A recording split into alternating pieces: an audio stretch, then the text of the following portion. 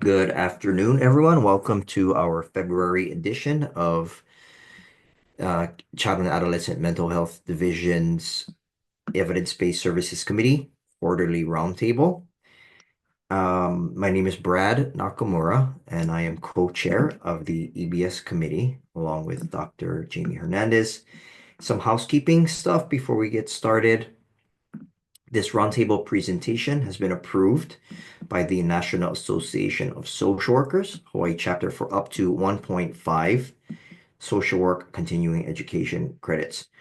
Uh, Whichever email you use to register for today's roundtable, please be on the lookout for a feedback survey that we will be sending to that email address. If you have signed up to receive social work CEUs, the CEUs will be awarded based on both your time in the webinar today and your completion of the forthcoming survey. You'll be expected to attend at least 90% of today's roundtable webinar to be considered in the awarding of your CEUs. However, whether or not you have signed up to receive CEUs, we would greatly appreciate it if you would fill out the forthcoming survey to give us feedback on the quality of today's webinar. In addition, HPA, the Hawaii Psychological Association, with the support of the Hawaii Behavioral Health Connection, a program of HPA, is co-sponsoring this roundtable and offering free continuing education credits for its HPA members. So special thank you to HPA and the Hawaii Behavioral Health Connection as well.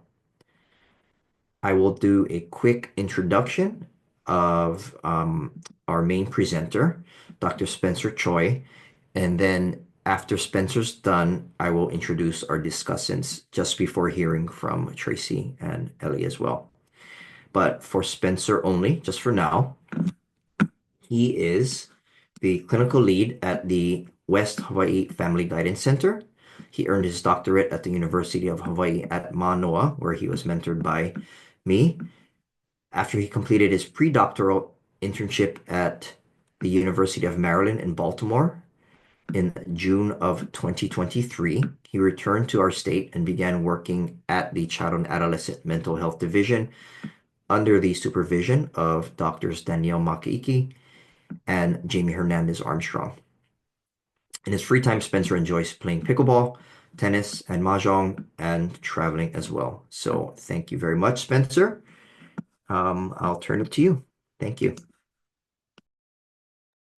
Thanks, Brad. So this is our presentation for today, Caregiver Engagement Evidence-Based Services. Like Brad said, I don't want to reinvent the wheel, but yes, I went to the University of Hawaii at Manoa and got my doctorate there. There's Brad and I about 7 or 8 years ago. And then I moved to Baltimore for a year where I became a fan of the Orioles. I think they started doing better in baseball. And then after that, I moved back, like Brad said. I live on Oahu, but I do serve the West Hawaii Family Guidance Center. Like Brad said, I enjoy tennis, pickleball, and mahjong. And in my free, I am a caregiver to a West Highland Terrier named Harvey, who Andrea, part of this panel or part of this EBS committee, has served also as a part-time caregiver. I'm sure Andrea actually has more pictures of Harvey than me, and she probably has better ones. I should ask Andrea for more pictures. But Harvey recently turned 14, and this was his groomer picture last summer when he graduated, I guess. Um, so the agenda and learning goals for today is first is to explain, direct-to-consumer and caregiver engagement research. And then we're going to talk about selecting a measure to consider when we are assessing caregiver engagement evidence-based services, and to also list the caregiver factors when caregivers are seeking youth evidence-based services. And then we're going to wrap up by discussing CAMHD initiatives and data about caregiver engagement. So first, we're going to start off with an activity. We have a collage here of different families and caregivers. With your cell phone, you can go ahead and take a picture of the QR code. It should take you to a website called Menti, and it should have the prompt there. So when you think of caregiver engagement in youth mental health services, what comes to mind? So I think you can list out three different words or phrases. So go ahead and complete that now. And I'm going to, in the next minute, I'm going to pull up the word cloud that we're going to generate. So go ahead and take a picture of that.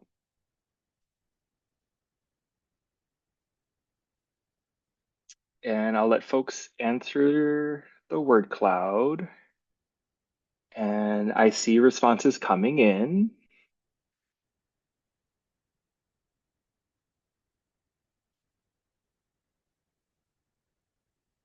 So give folks another minute here to work on the word cloud. I know 4 people have done it thus far.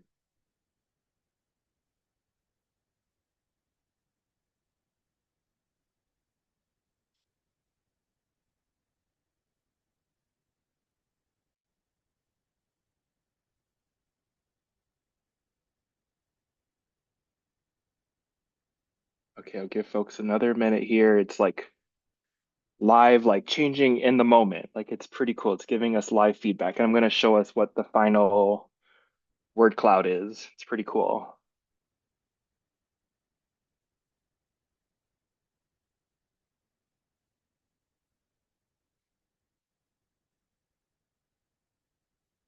Oh, cool. So it's notifying me 22 people have completed a word cloud.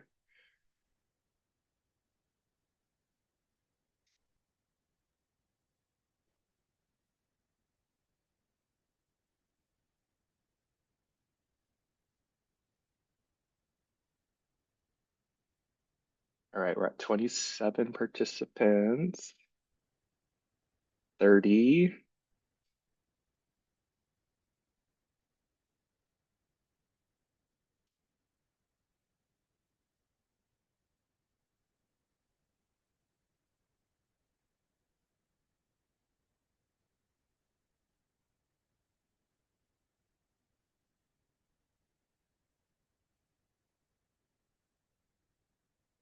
Okay, I'm going to pull it up now. Let's see. Going to stop share real quick. And Andrew, I'm going to share the Menti site. Okay. Do people see this here? Okay. So as we can see here, here's our word cloud. We see the word collaboration, support, challenging, participation, necessary, empathy, barriers, trauma informed, non-judgmental, understanding. So I think, yeah, we're tapping into a lot of the concepts I think we'll be talking about today. Attending sessions, buy-in from family, interactive. Yeah, so we're hitting a lot of different practices that and strategies we'll be talking more about today. Okay, let me reshare my PowerPoint.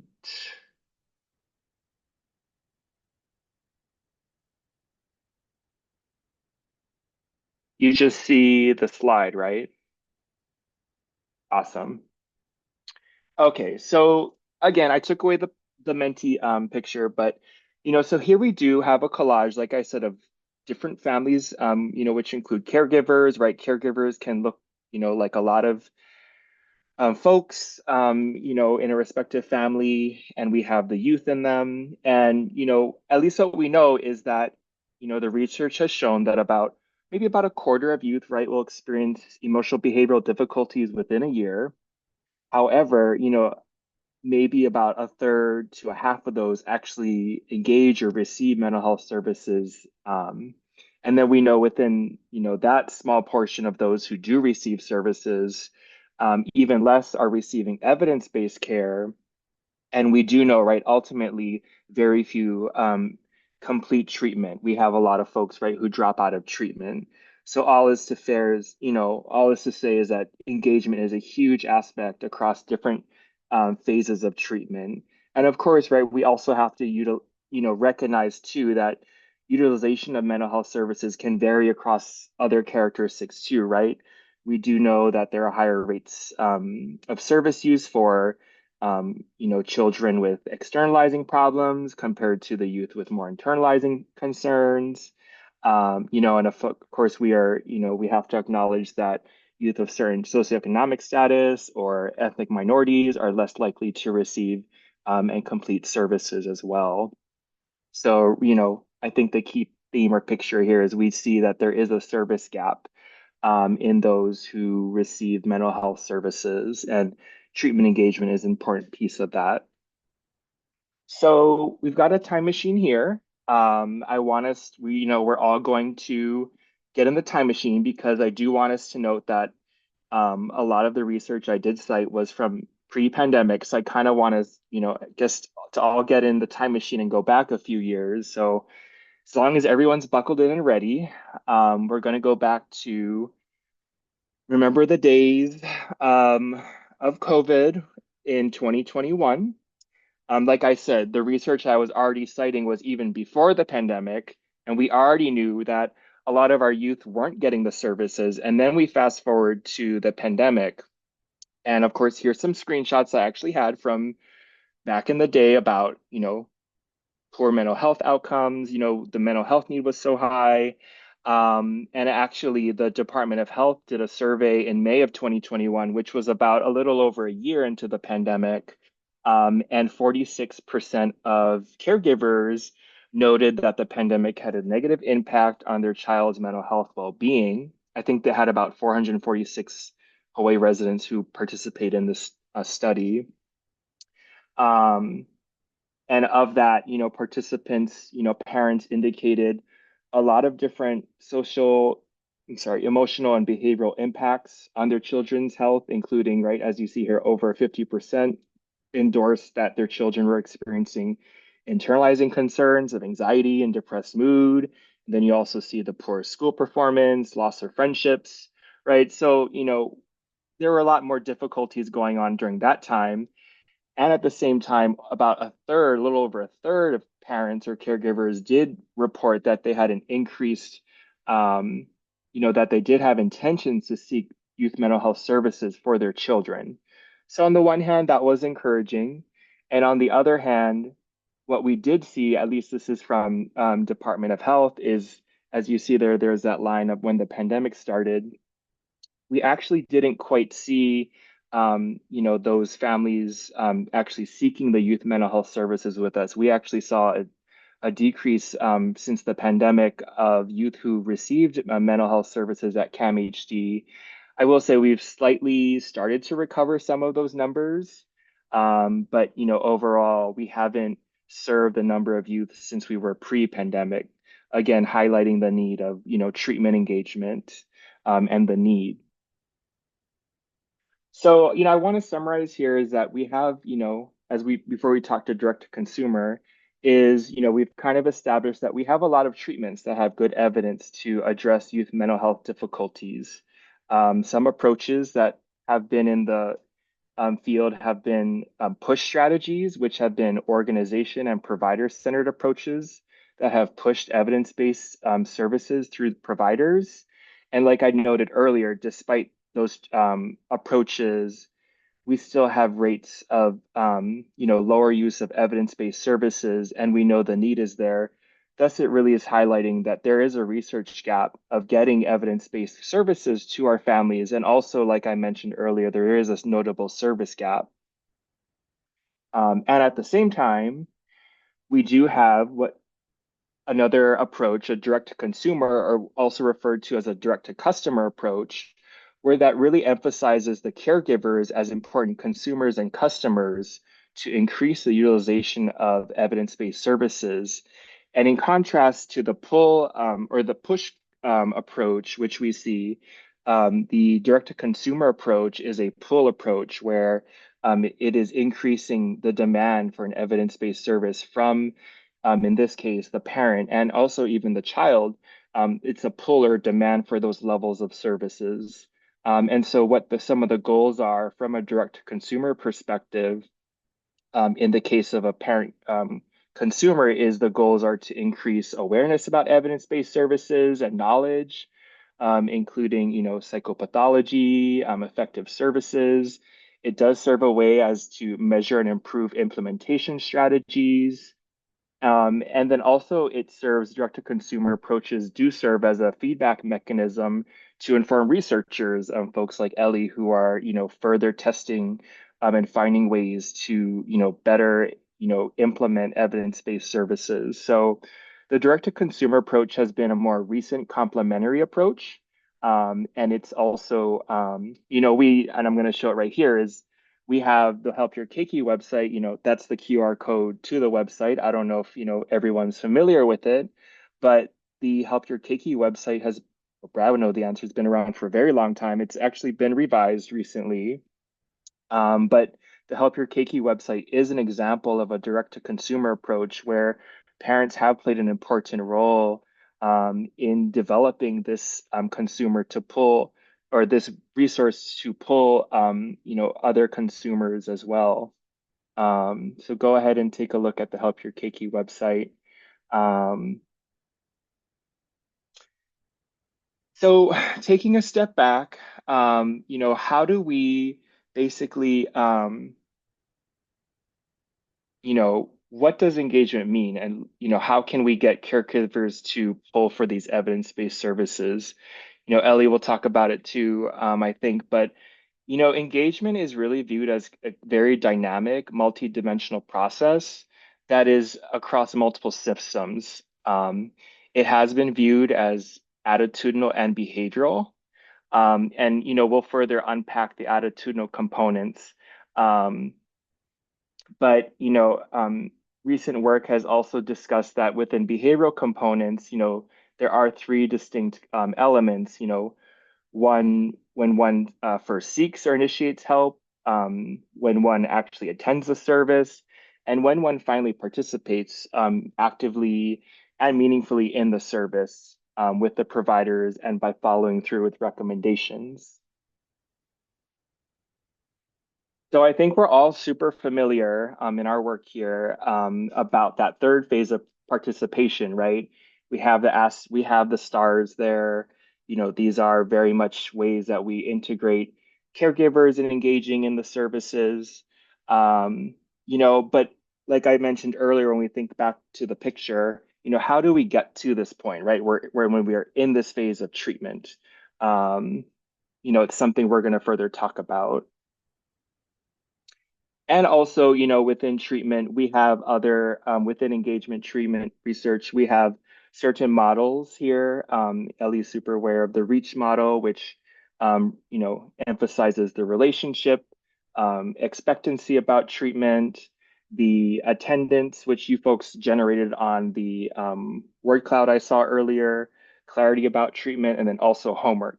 And again, I think I would make the point too that several of these or many of these aspects in the reach model are actually, key components of when we were actually in like the meat or heart of the actual treatment engagement. But some of these I will say I think are important in the work we're going to talk about too. And then lastly, before we move into like the main measure we're going to talk about, I do want to acknowledge since schools are our most utilized service for children in youth mental health to receive supports, I do want to acknowledge that the National Center for School Mental Health has also started to address family engagement. You can go to the SHAPE system. SHAPE stands for the School Health Assessment and Performance Evaluation System. It's free. Anybody can sign up for it. And I think they've recently developed a measure. I believe it's about 40 items that encompasses both an engagement activities and also caregiver expectations for school mental health and how to further for school officials and stakeholders to really reflect on how are we engaging our families within the context of like a multi-tiered system of supports. Um, but the main reason we're here today is, like I said, is we're really good, I think, at better understanding or assessing what engagement looks like when servicers are actually going. But taking a step back, how has our field been able to understand and assess really the initial phases of treatment in this case, right? The initial behavior, in this case, actually seeking services. And I think this is an area that we don't know as well about compared to the phases like we talked about earlier, tracking attendance in treatment or completing homework in treatment for our parents. So when we're thinking about understanding behavior, I think an important piece is to understand or have a theoretical framework to understand that.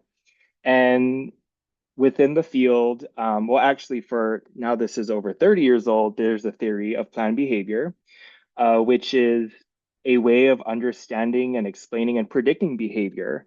Um, it is a framework that basically describes our behavior as being influenced by one's behavioral intentions to behave in the behavior of interest. And then our behavioral intentions as humans are influenced by our attitudes about that respective behavior, whether we have positive and or negative evaluations of that behavior, subjective norms, which refers to, social influences about that behavior, how social pressures to perform that behavior and contribute to our intentions. And then lastly, perceived behavioral control, which really refers to a person's, an individual's perceived ease or difficulty that they can perform the behavior of interest. So the theory of planned behavior has been, for the most part, examined through a lot of physical health behaviors throughout the last 35, almost 35 years, like smoking, giving up smoking, exercising, engaging in safe sex by using condoms. And I would say within the last 10 or 15 years or so, the theory of planned behavior has been applied more frequently to also understand behaviors within mental health, such as engaging or seeking mental health services for substance use. So it has been a more understood theory. And also, I would also add that this model or this theory of planned behavior has been understood or examined with caregivers about the safety like of behaviors of their expected for their child, such as wearing seatbelts, putting on sunscreen, so other health promoting behaviors for one's child. So the theories of planned behavior has been around for a really long time. I guess I'm older than that though. um, so we have a theoretical framework, and now it's really putting together from theory to assessment, or how we can, put those constructs into a way to better assess initial seeking of services. So Chang and colleagues back in 2019, this is the Parent Engagement Evidence-Based Services measure was developed. And so what this is, the Parent Engagement Evidence-Based Services is a 66 item questionnaire that is designed for parents to, it is designed to better understand parental beliefs about evidence-based services and also their intentions to seek youth mental health services. When the PEBS was created, it went through a multi-step and multi-informant perspective that did seek the feedback of parents and other important stakeholders who do work in our levels, our systems of care, including in the DOE and actually in CAMHD. So it went through quite a rigorous process of revision, and ultimately 66 items were developed for the measure. Um, and I do want to note that since in actually one of the earlier phases of when the measure was developed, and we'll go through items as we go on, the languaging was actually altered such that the term evidence-based was not utilized in the actual measure, given, the challenges or lack of awareness of evidence-based and varying definitions of the term evidence-based, such that it was replaced by, as you'll see here in items where, it's talking about treatments based on research instead of the term like evidence-based services. So it was tailored to be more consumer friendly.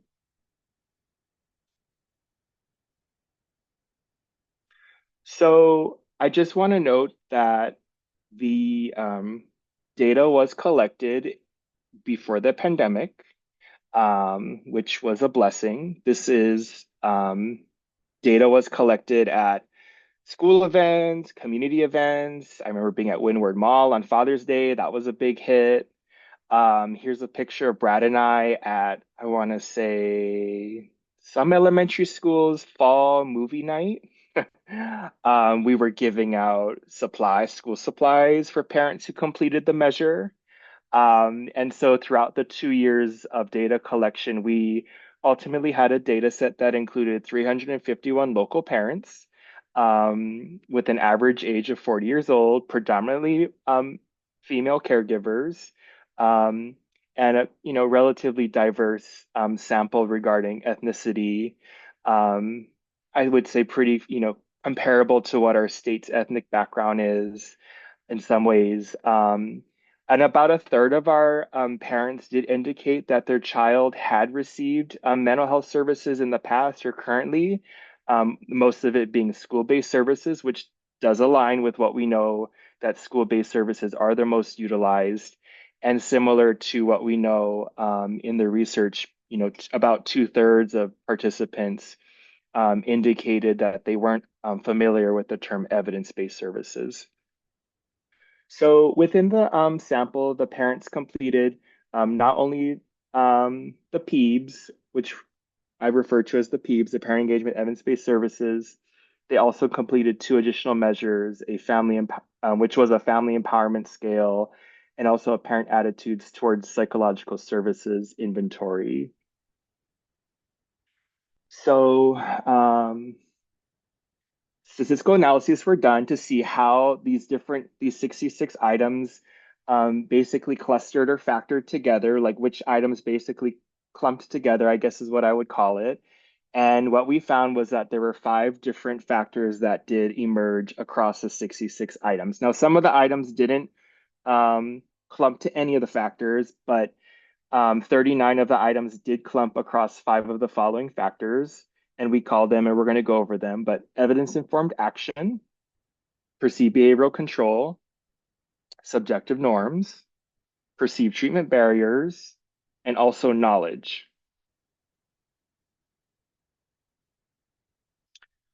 So the first factor here is titled evidence-informed action, and this factor scale consisted of 9 different items that really speak to the role, the active role of both the parent and the provider towards using treatments based on research, evidence-based services. As you see observed in the bold there, all these items, of course, so all these items had the term research. So I want everyone to just take a second here to really look at the items. I want to try treatment based on research for my child's problems. I intend to seek out research treatments for my children's problems, et cetera. So there's 9 of them here. Oh, and I want to say too that all these items were scored, as you see here on the form. Parents could choose between 1 to 5.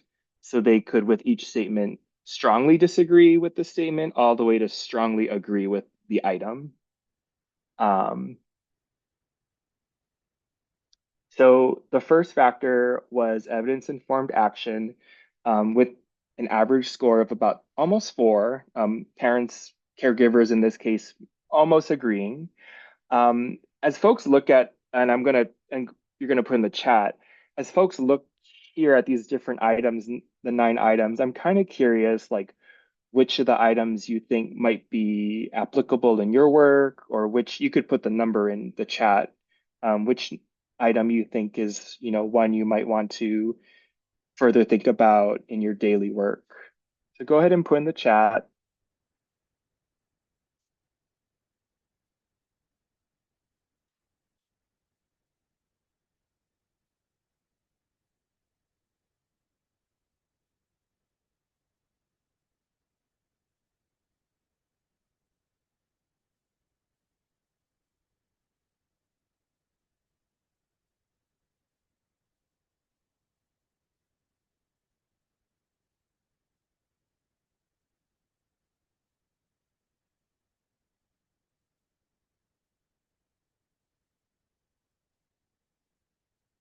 Thanks, Crystal. So yeah, maybe you might think of a certain youth or family you're working with, that might be a question, you would want to know when they first saw you or met you.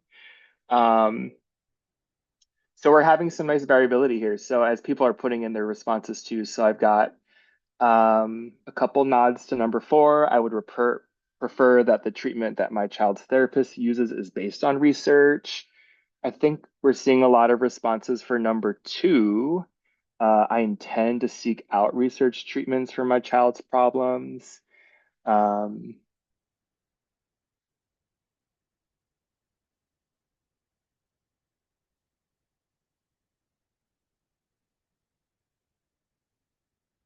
nice. Okay. Thank you, Juan. 5. I would feel comfortable asking my child's therapist to use treatments based on research. Number 2 seems to be a popular one here. Thanks, Deanne. Oh, nice to see you, Deanne. 2 and 5. I would feel so. Yeah, we're getting 2 seems to be a really popular one. Um, thanks. And I'll also get Andrea the form too, so you don't have to like screen share it or like take a picture of it. I will give Andrea the actual updated PEEBS form with all these items. So like I mentioned, another factor of items, 8 of them that came together was what we identified or named perceived behavioral control. The majority of these items here were originally categorized in their assortment process in the beginning as perceived behavioral control. And as you scan them and read them, you'll notice that they do speak to this concept of parental efficacy, this, you know, ability or stance of empowerment of parents, being active, in their engagement in their child's treatment. I do want to note across the 5 different factors, this one had the highest average scores. So with a 4.1A, which was it fell in between agree and strongly agree. Um, so, as you folks take a look here, I kind of want to throw out the same question. Um, which item or items do you think might be, I'm curious, like which ones you think might be um, that stick out to you or something you would want to ask one of your own clients, or if you're a parent on here, something you would like to think about when seeking, if you were seeking or are in the process of seeking supports from, for a therapist. Thanks, Jackie and Margaret.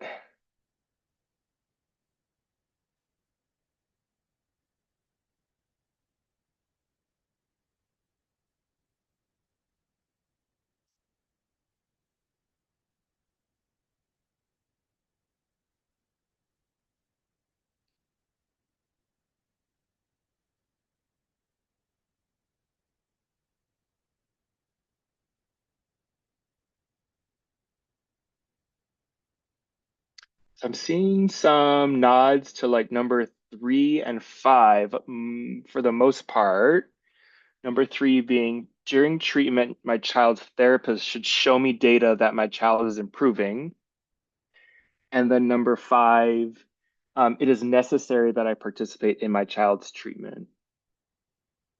This is also aligning, I think, if I pulled up our word cloud too, I feel like some of these keywords were ones that came up. Thanks, Crystal. Number 3, during treatment, my child's therapist should show me data that my child is improving. Yeah.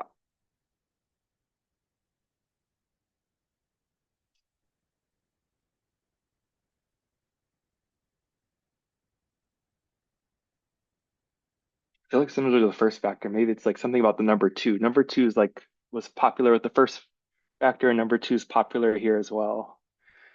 Um, it is my duty to learn about effective treatments for my child's problem. Okay.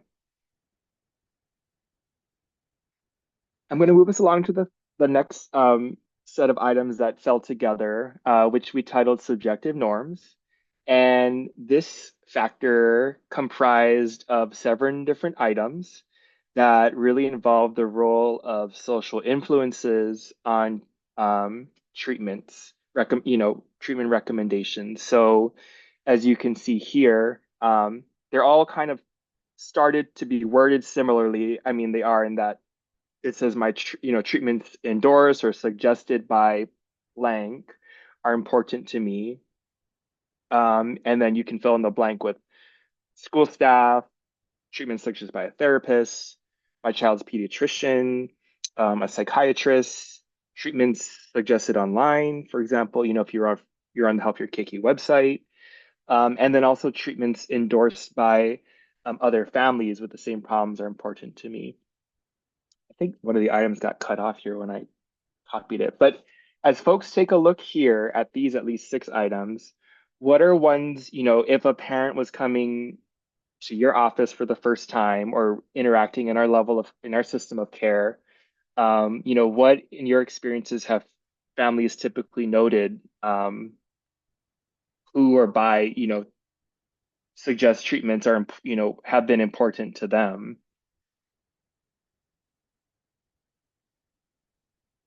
Number 4, Kim, thank you. Psychiatrist, 2 and 6 by another therapist, and then other families with the same problem. Tracy said 2. Thanks, Juan. 4 and 6, psychiatrists, other families. Shailene, 2, 3, 4.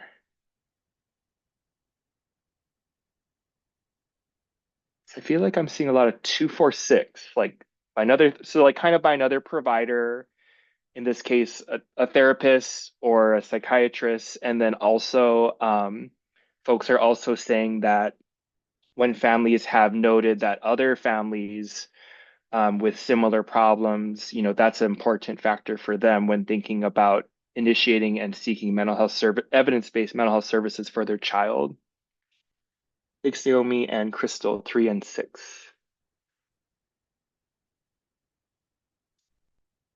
And then 10 of the items, 7 of them are here, referred to a broad range of treatment barriers. And treatment barriers can look kind of like you'll see here, like kind of at the logistical side of services that, we hear about. And I think we've made ways to address those barriers, such as, location of services, right?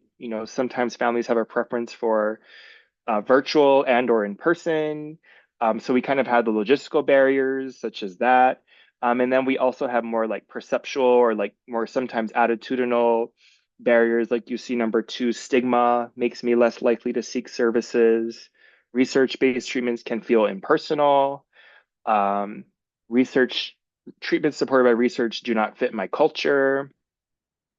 So as you kind of scan the 7 here, what are some that maybe come up in your work when you do notice like there's sometimes some concerns about engagement? What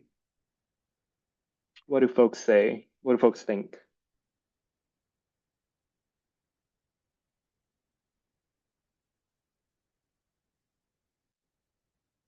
Oh, thanks, Patrick. The previous screen, do you learn research? Thanks, Jackie. 3 and 4. Research-based treatments can feel impersonal. Location is the most important part of treatment. Ali says 4.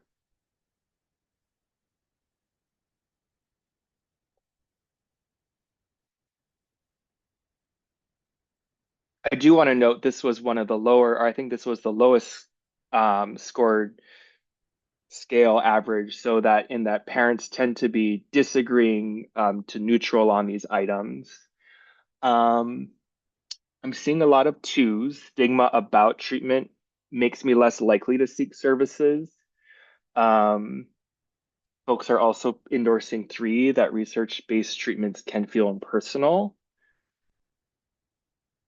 Thanks, Deanne. The culture and the stigma.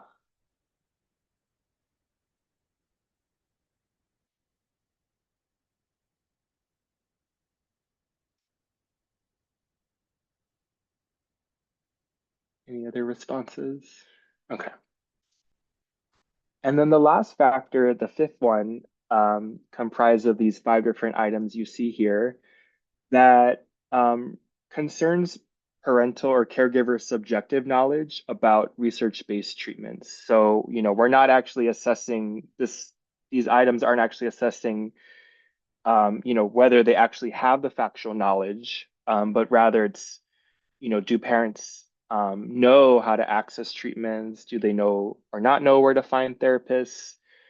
Those who use research-based treatments. Um, I do not know what type of treatments therapists are using. Or the flip side is I know if treatments are supported by research. So, and parents tend to score these items between neutral and agree.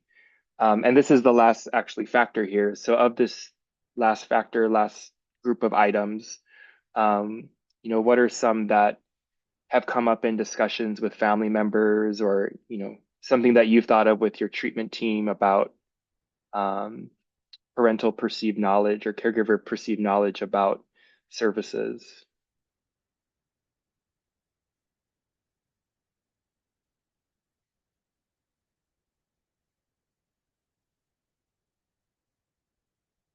Okay, I see a number one, two, three, four,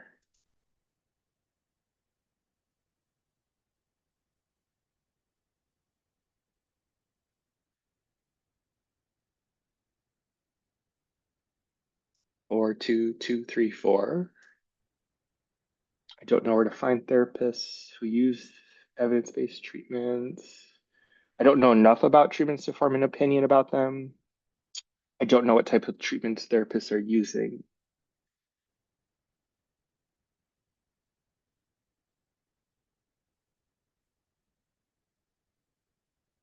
So, I mean, I think I'm going to skip the slide, but I think, does anybody else, well, we could stay here for a minute, but does anybody else have any, we'll talk about applications, but any reflections or, things you haven't quite thought about in regards to engagement beforehand, or some things you might want to consider having a conversation with caregivers, or if you're a caregiver, some things you haven't thought about before as you read some of those items.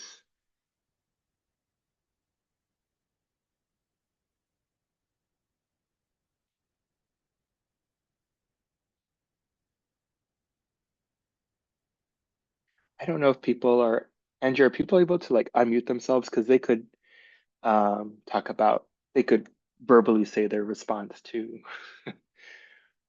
I would have they would have to like raise their hand and then I Oh, can okay. like So unmute. So it's if yeah, they're not okay, yeah, so if but folks if they want but to they can. provide a verbal reflection, you can raise your hand. Andrea will can call on you.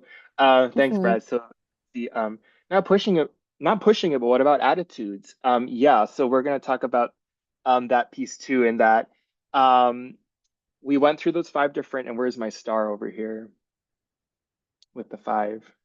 There it is. So, like we talked about earlier, when we looked back at that, what the kind of the theoretical foundation was, right? And what we actually found um, didn't align 100%, obviously, in that there was no single group of items that we classified as help-seeking attitudes or just attitudes.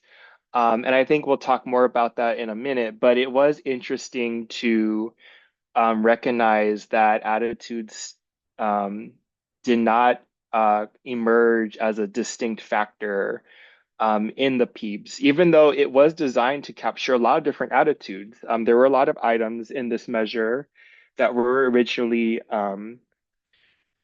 categorized as parents' attitudes about evidence-based services. Thanks, Thanks, Antoinette. Spencer. We got some A comments lot of comments, from yeah. Jackie. Maybe just kind of going through it. I know that Jackie hopefully you can wrote, lack of read. location of services for neighbor island families. Yep. So I would say too that I do think, Jackie, my hope too is in some ways the pandemic, well, not hope, but I think what the pandemic showed us too was that we did have to rely, and I think insurance companies too, like made a lot of changes so that telehealth services, would address some of those barriers you're mentioning, Jackie. Um, the context of power dynamics between families and clinical providers. Yeah, that's an important piece to recognize too, right? That doctors, clinical providers, psychiatrists, there is a power dynamic. And my hope too is that as providers, we can, at least on the one hand, we're going to recognize the power dynamics, and on the other hand, be collaborative and supportive and meet our families where they're at, and work with them and our caregivers towards being empowered consumers. In that, um, we will talk about some of the strategies here too. Angela wrote, that some of the language will be difficult and not within our family's wheelhouses. Having a conversation around what evidence-based means and what it does mean to have research best practice and as far as may help. Absolutely, Angela, I would agree. And that was, part of the languaging too of why some of the items or why the items were tailored to not include evidence-based. And I would even say too, right, that it's also important, I think you're pointing this here, Angela, is really distinguishing what research means, right? Families might have differing perceptions about that, about what research means. And wrote the importance of communication, building trust with caregivers. Yep, Kim, that aligns to with the reach model that Ellie was talking about, or that Ellie folks have worked on, the relationship piece. Yeah, thanks. Lots of good reflections. So some of my thoughts too, and this kind of I hope gets to some of your question or comment, Antoinette, is about some of the applications of the PEEBs. And what I can say too is, and even as you folks, nicely answered throughout each factor, we were able to, I think, identify, we had some variability in addition to seeing certain items that I think are important to further assess, at the individual level, at the item level. We might not have time to administer a whole nother scale to our families, but it did seem like this group here did pick out certain items that you folks thought were really important to not only assess with our caregivers, but to really understand them and to meet them where they're at. Also, I kind of view these items or this measure as a tool for us as providers to be engaging in supportive listening and the rapport building as we get to meet our families and our caregivers and understand where they're at. My hope too is that the PEEBs can also be a tool to have conversations where we can promote psychoeducation and clarify expectations about treatment. I think kind of to your point too, Angela, about what research or evidence-based means. Understandably so, this hasn't been a conversation or topic, a lot of our caregivers have heard before or talked about, and they might have misperceptions, and we've seen that in the literature as well. For some parents who might be on the lower end or maybe not as on the higher end of wanting to seek services, evidence-based services, I think we have a practice of how to motivate enhancement for our parents. We talked about barriers, so if parents are scoring high on different barriers, my hope is that this can lead to a conversation about not only acknowledging the barriers and but also really at the same time finding ways to address them and problem solve together so that evidence-based services can occur.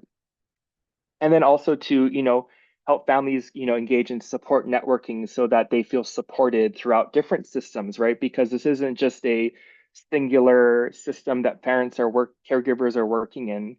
And then my last, or maybe my biggest goal too, is that the PEEBs can be a way to engage in progress monitoring over time. And when I say that, my hope is that when a parent is seeking services, if a parent may have a certain score or, like some of the items we talked about, it as a parent progresses in the different phases of treatment, that, these conversations can occur where that we can monitor progress on these items and continue to problem solve together and to maintain a high level of engagement, right? And my hope too is that we share, just like as we do with evidence-based care, is that we're sharing the data with our parents and that, they're active empowered and advocates in this process.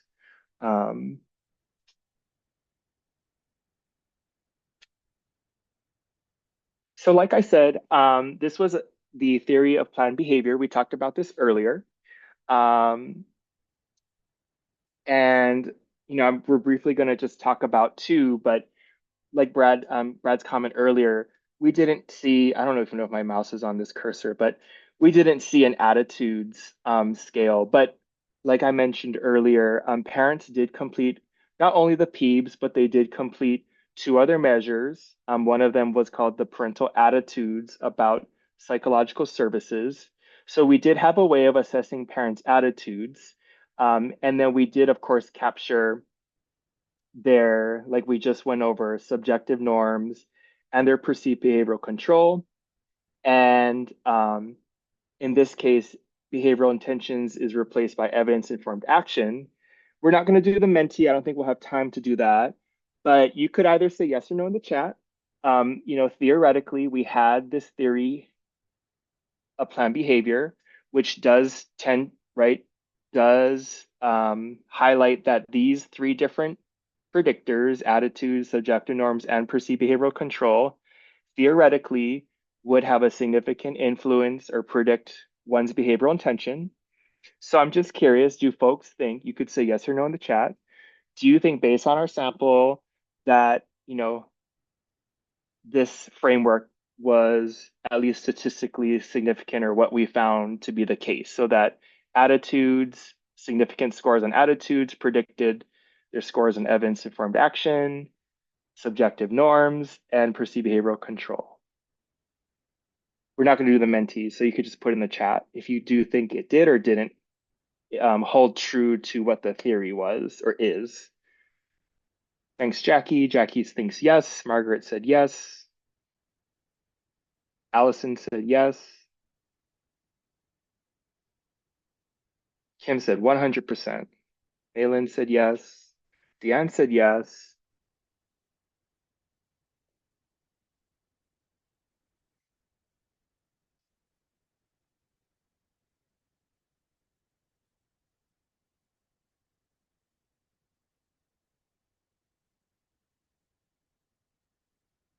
Okay. Thanks, everyone. So I don't think anybody wrote no. Did anybody write no? No, everyone said yes. And actually what we found was no. Actually, not all of these, I saw Tracy's face, not attitudes was the only one that the scores did not predict the evidence-informed action or the behavioral intention. So maybe it shocked people. Everybody in the chat said yes. I saw Tracy's face. And it's really something to consider, I think, and we'll talk about it right here. Some other considerations, and maybe this gets at your comment too, Brad, about, on the one, right, first of all, we didn't even find an attitudes factor. And even when we did have another scale that measured caregivers' help-seeking attitudes, that it actually didn't predict their scores of behavioral intentions, or in this case, evidence-informed action. So I really think that it really speaks to I think the broad scope of attitudes, that it really is a broad-based term or right area. And it's just something to consider, and that while attitudes are important, at least theoretically, right? I don't want to say they're not important. At the same time, they're, at least in this study, they certainly weren't a significant predictor of those scores of behavioral intentions. And it's just something to think about in our work. I do think we focus a lot on attitudes. And at the same time, I think it might be something to consider when we're working with our families, or even if you're a caregiver, to think about these social influences that maybe are really influencing, right, or predicting your intentions, and also your perceived behavioral control. Like, do you think, right, that you could carry out these behaviors, the ease of doing them? So it's really something to think about. Yeah, Antoine, right? Attitudes can change over time, totally, right? So, and I think too, I also wonder like about the aggregate or the local data we have, right? And I just also wonder conceptually if there's something about maybe that attitudes maybe aren't the most important within our, respective framework that, context we live in culturally, I kind of could see a lot of where the subjective norms really plays a role, because I do think social and collectivistic values are very important here in our state. And I even think, I don't know, and I kind of put us in that, I think I still had us in the time machine.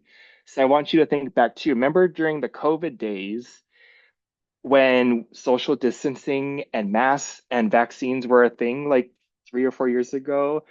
I don't know if people recall, but um, Department of Health, I feel like, had carried out a lot of investment, and public health had put a lot of investment into developing ads, like TV ads. I don't know if people remember this. I mean, I kind of do. The TV ads and like the flyers about vaccines and social distancing. And like, if you recall, like, I kind of think they were disproportionately um, um, ways to help support, I believe, like the Native Hawaiian population or Pacific Islanders, because I think those ethnic groups were disproportionately having higher rates, experiencing higher rates of COVID. And I think that really just speaks, when I think of social norms too, about, thinking about who we want to help support too, right? In, increasing vaccination use or social distancing.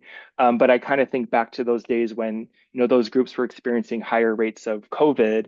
And a lot of the ads that were being developed were including, stakeholders from the community to really advocate for certain behaviors, right? Getting the vaccine or distancing themselves from others. Um, so some things to think about too. And I think there's also my goals too, is that there's also some, ways that when we think about perceived behavioral control, like the ease that parents or caregivers think they can carry this out, is my hope as providers is that we can continue to work with them to instill hope, to promote empowerment, and to positively reinforce them, right? And praise them for all the efforts that they're making. Any other reflections?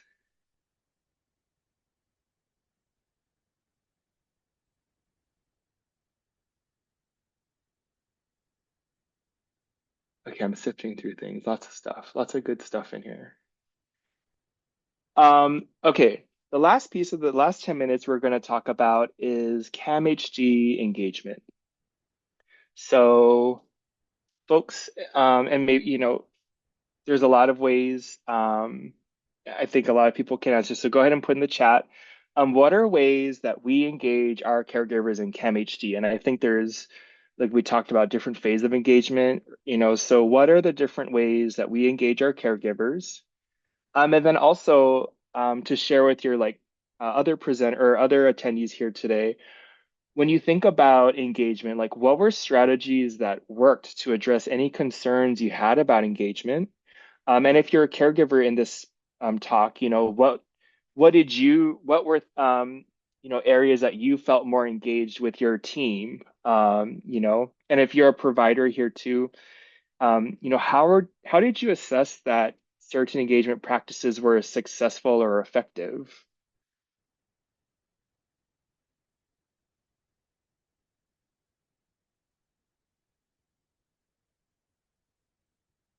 So take a minute to reflect. Go ahead and put in the chat.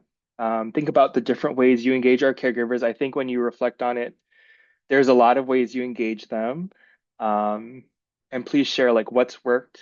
And if you're a caregiver, what are strategies that your team has, provided, or how did you feel when the team was more engaged with you as well? Flexibility and scheduling. Thanks, Jackie. Meeting parents where they're at, I would guess where you're also going, Jackie, and flexibility and scheduling, because yeah, our families have a lot of commitments,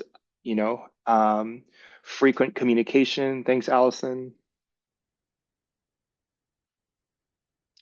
Charlene says, trying to build rapport from the start, meeting them where they're at, trying to find out what the barriers may be and removing and addressing them. Absolutely. Following up as promised, patience, transparency, and respect.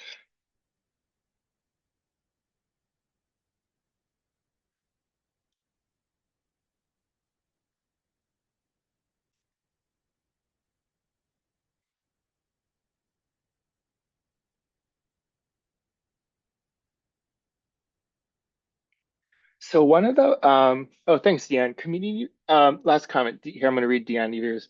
Community outreach, social media, phone conversations. Deanne, you wrote a lot of stuff here. Work with community health centers, meeting during the lunchtime parks and soccer field. Yeah, really meeting them where they're at, literally. Right. I know care coordinators, literally, you folks do meet them where they're at, whether they're at work. I mean, we've done treatment team meetings at food courts. I mean, we've done them wherever you can think of. We've had a treatment team meeting. But one of the big initiatives that at CAMHD one of the measures, part of measurement-based care, is the Ohio scales, and this is really one of the main goals of the Ohio scales is a way to engage our caregivers. Actually, the Ohio scales was implemented, or the policy started in 2014. So actually, I think last year marked 10 years of the Ohio scales. And the Ohio scales is administered monthly to our caregivers. This is the youth, so the caregivers complete two different scales. One is the youth problem scale, which caregivers endorse, any of these 20 across these 20 symptoms that they not at all occur to all of the time. And so it really serves multiple functions when the family completes this, and caregivers complete this, is that, as a team, we might identify new treatment concerns or focus areas that we might want to address within treatment. Um, I think folks have put this in their comments about literally meeting parents where they're at, right? Getting this done either in person, through electronic means, like on the phone, whatever that looks like that meets them. And this is a way of not only, and we'll talk about this too, but the goal is not just to collect the data and just let it sit idle. The goal is ultimately to share, right, this data with the families and the providers, and ultimately take action, right, about using this data to make decisions about care. So the caregivers complete the Ohio scale, youth problems, and then they also complete the hopefulness scale, which is 4 items. Andrea's done a lot of research on this, but the 4 items talk about how satisfied you are about your relationship with your child, how capable of dealing with your child's problems do you feel right now? And so that kind of really gets at that perceived behavioral control, I would say. How much stress or pressure is in your life right now, if the caregiver, and how optimistic are you about your child's future right now? So, throwing it out there too to like maybe our mental health supervisors or care coordinators for item 3, how much stress or pressure is in your life right now? For parents who maybe are consistently, right, because this is done monthly, for parents who are consistently endorsing maybe unbearable amounts of stress or a great deal, like what as a team, like what is a service that at CAMHD we provide that might be something we might want to talk about, for example, with our caregivers.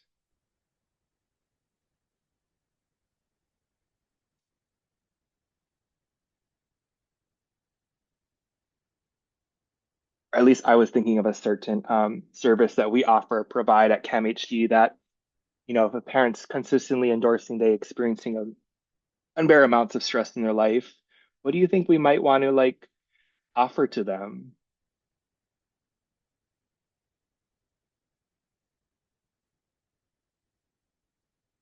Yeah.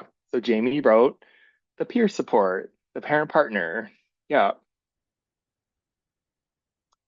Um, Anybody else? Like we have a few more minutes, but does anybody else want to just add a comment or two about the Ohio scales? Like, how did you utilize the data with your team? If you're a parent, um, you know, did you yourself learn, anything? Did you have to reflect or think about anything new about your own child, or helped express to the team, since you are the expert of your child, about what's going on?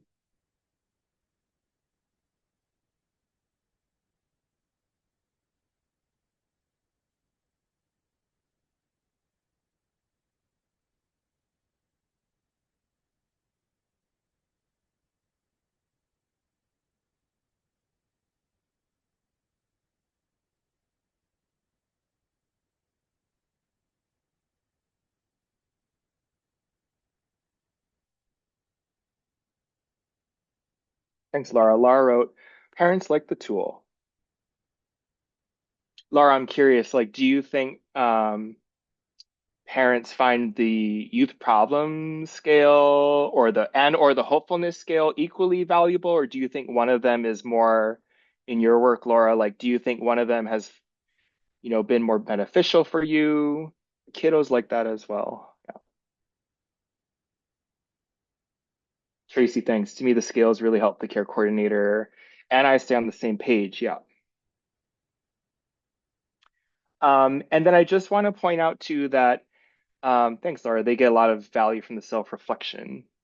Just the last few points is that, um, from data from 20, and this is a ABC poster that was done by Trina Orimoto and colleagues, just that the Ohio scales administration rates, although it maybe doesn't reflect it on this graph here, since, data it's shown, or since 2021, it's shown that the administration rates, in this case, like getting it out to our caregivers has increased from about 25%, to about 60% or 70% here. This was from back in September. And then also, like I said earlier, right, the goals isn't just to collect the data, but ultimately it's to share and act on it. And so, all of us team members, have the ability, a visualization tool that, appropriately shows the progress or the change over time of the data. And, we've been noticing that after there's been some trainings on the Ohio scales, we've been, in addition to like reinforcing the goals and expectations for like case reviews and whatnot, we've been seeing increased rates of the visualization tool of the Ohio scales internally. We don't have time. Well, we actually could, but we're not going to. CAMHD did, I think last year, I want to say in the wintertime or fall, finally completed or uploaded the Ohio scale video. So I invite everyone to, and I'll send out to Angie to give out after, but they recently had like a really nice production of the Ohio scale that was completed with certain actors like Dr. Sheehan. I think we had some MHCCs in there. And lastly, in the last minute, I would like folks to just write in the chat, like as a provider or as a caregiver, what will be your commitment to engaging your caregivers, or in the case of a caregiver, what will be your commitment to engaging with your child's treatment team?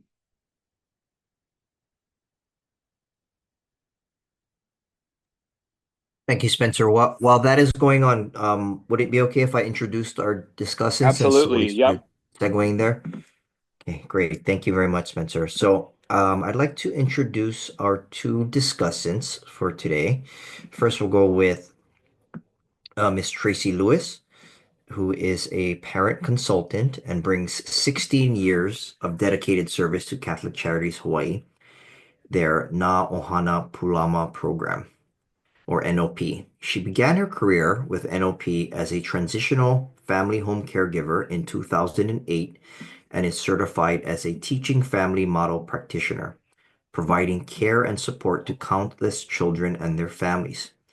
Tracy then held several pivotal roles within NOP's community-based residential Level 2 program.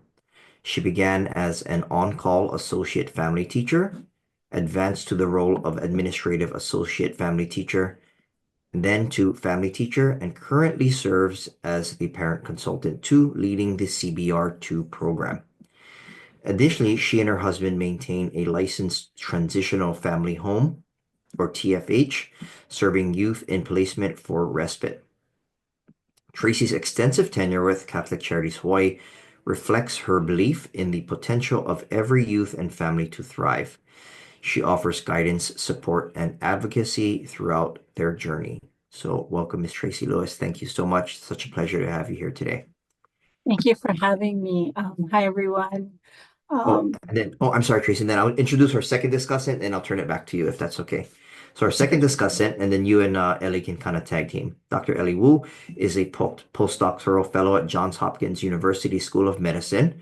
She's actually calling in from the East Coast right now, so gets special kudos for hanging out with us after 9 o'clock at night there. where she works on several projects focused on increasing mental health service access for youth and families from historically underrepresented backgrounds. She graduated with her PhD in clinical community psychology in the summer of 2024 under the mentorship of Dr. Kim Becker, where she studied how youth mental health providers assess and support engagement in publicly funded service settings. Prior to graduating, Ellie completed her predoctoral internship at the University of Maryland's National Center for School Mental Health in Baltimore, Maryland. So welcome, Ellie, as well. Thank you. Tracy, I'll turn it over to you to start, if that's okay, for initial comments, reactions. You and Ellie can kind of tag team, and then maybe if we have time, we can take questions from the audience as well. Thank you both. Thank you very much.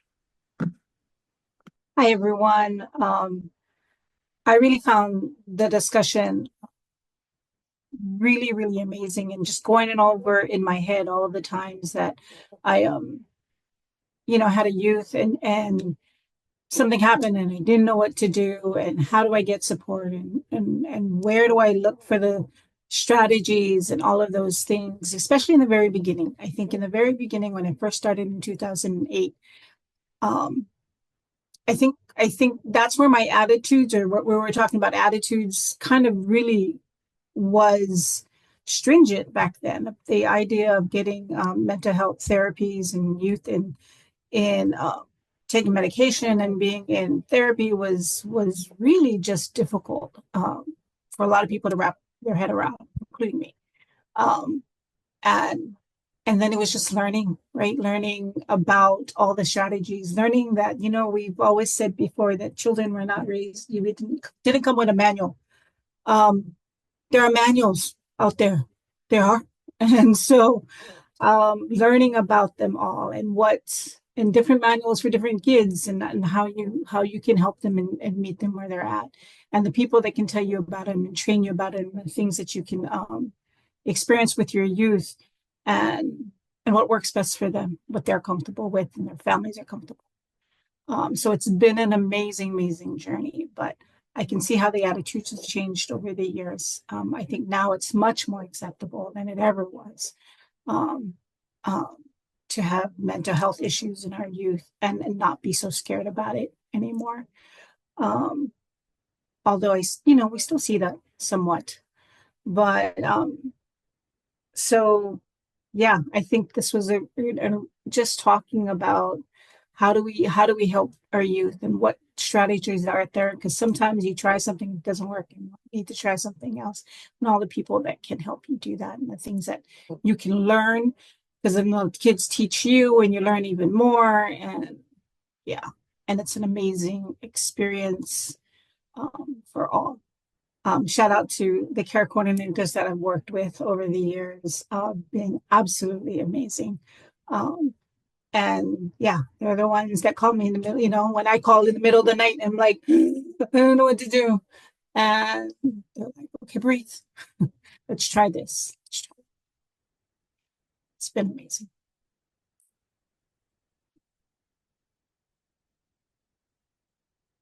Thank you, Tracy. Ellie, initial comments, thoughts, reactions, and then maybe we can turn it to questions from the audience. So as Ellie's talking, if folks feel free to write any questions for Spencer, Tracy, or Ellie. Sure. Thank you, Spencer. It was an amazing presentation. Lots of light bulbs going off for me too, just in terms of my own work. And Tracy, thank you so much for sharing your expertise in this area. I think the direct-to-consumer model that Spencer was talking about was a fond reminder that like the real experts here are the parents who are interacting with these systems every day, and um, bringing that lived experience of like what works in terms of engaging families in this process. So I really appreciate you being here to weigh in from that perspective. Um, I will try to save time for questions, so I won't go into too much, but I just want to touch on a few things. So Spencer mentioned how we can think about engagement as this this construct that's multidimensional, right? So it's not just attendance, it's not just, participating in session, it's the therapeutic relationship, it's doing the homework outside of session, it's the communication in between sessions, it's the expectations of is this going to help me? So all of these things I think come together to make supporting engagement really challenging for a lot of providers, right? And I think one of the things that makes it challenging is that the barriers that families face are really diverse, right? And so every family that's coming in, they might have different barriers and they have their unique circumstances that they're bringing to the table. And so supporting engagement for a family, we're not going to find these one size fits all solutions. Um, and so I think that's something to just keep in mind as we are talking about solutions to supporting engagement, is there's not really this one size fits all solution. What I will share from kind of my own work really briefly is that the first step to effectively supporting engagement is being able to assess what is going on with this family in terms of their engagement. So is there a problem, or are they at risk for low engagement? Are there barriers that they're experiencing, whether that be lack of transportation or stigma around help seeking, some of these things that y'all mentioned in the chat. What we know from research is that providers tend to rely mostly on those observable behavioral indicators of engagement. So are they coming to session, and are they participating in session? And while that can be helpful for maybe starting to tap into if someone's engaged, the downside of that is oftentimes we are missing those indicators of engagement that we can't see. So like the therapeutic relationship, stigma around help seeking. So, what the community believes about help seeking and what to do around a mental health problem. Um, are the provider, is the family on the same page with the provider about what they should be working on together, right? So I loved Spencer bringing up the Ohio scales and kind of assessment more broadly, because those are great ways to tap into and get a better understanding of these non-observable indicators of engagement with our families that we're working with. So asking them through these surveys can be a great way of really tapping into that. And the reason that we find that to be important from a research perspective is that we know that these non-observable indicators of engagement, they actually precede the behaviors. So oftentimes you'll see dips in the relationship and things like that before you see them stop attending sessions. And by the time they stop attending sessions, they've got one foot out the door. It's really hard to pull them back in. So the last thing I'll say is Stephanie Campbell had mentioned in the chat, the MAP engagement system on PracticeWise. That is a system of resources that I helped to support research on during my time at University of South Carolina. And what that essentially does is it gives providers the tools to assess what is there an engagement problem, and what kind of engagement problem do we have? And then what strategies can I use that are going to be well suited to this family's specific needs and circumstances? I'm happy to chat more about that if that would be useful. Happy to drop the link to a website so you can learn more about that. But I did want to just speak to that since I know folks had expressed an interest in learning more about strategies for supporting engagement specifically.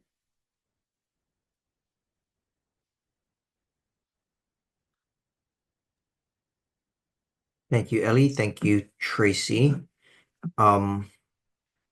So as building upon what Stephanie, sorry, this is just out of my own curiosity, cutting to the front. Hopefully people will write stuff in the chat, a couple of questions. Oh, Ellie, thanks for putting that the engagement system piece in there. So how would we, and you had mentioned the importance of assessment. So is that sounds like it's through maybe like a parent questionnaire where you assess different domains of engagement. And is that available for folks to look into, or is that still kind of in like the research phase, or can you talk a little bit more about that? Sure. Yeah. That's a great question, actually, because I don't think that's on the website that I put in the chat, but I do know there is a place to access it. So you're exactly right. So the assessment piece does come with a caregiver and youth questionnaire, actually, that you can administer, and it evaluates engagement in those 5 reach domains that Spencer had talked about, right? So the relationship expectancies about treatment, attendance, clarity about treatment, and then homework. And so I'm happy to share that. That can be a great starting point for once you take a look at those results, where there might be some specific engagement needs. So if you're seeing that the lowest scores are in attendance, maybe you work to address some of those treatment barriers, whether that be through connecting them with resources, transportation, things like that. Versus if it's a relationship, maybe you focus more on rapport building. So I will be sure to drop that in the chat as well, so folks can have access to it. And then for everybody in the audience, if it's okay, Ellie, maybe we'll ask Andrea to just kind of put everything into a digest, like so you can have the slides and like all the links and all the resources, and then she can send it out to all the attendees. That way, attendees don't have to worry about keeping track in the chat. We'll just kind of put it all into one.